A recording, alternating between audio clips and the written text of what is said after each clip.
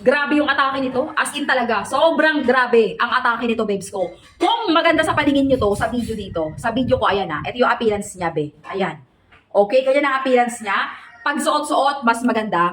Pero mas maganda sa personal. Hindi mo siya i-expected na magiging mas maganda sa personal talaga. Kasi hindi mo mahahawakan. Hindi mo masasalat yung authenticity at durability ng pinaka-strap niya at ng pinaka-kaha natin at ng pinaka-craftsmanship sa loob ng relo. Hindi mo makikita dito lang sa video. Ganyan na yan. Maganda lang. Pero once na nakita mo sa personal, mga bebs ko, mas lalo kang ma-amaze kasi what you see is what you get. What you see is more to get pa. Mas malala pa siya pag nakita nyo siya sa personal. Sobrang ganda niya talaga. Napaka-high-end ng relo pero napaka-mura lang. Oh, yan talaga ang Ismael brand.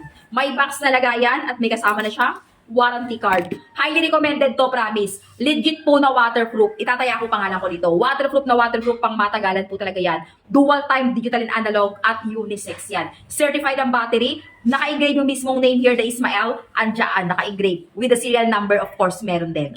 Diba? Ay, nako. So ngayon, nagadalawang isip ka pa ba? Pag nagadalawang isip ka pa, wala ka pang ganito, wag mo nang panghinayangan dahil naka-price down to. Habang mura pa, i-check out mo na. Once na nagmahal yan, be, sayang naman. Diba?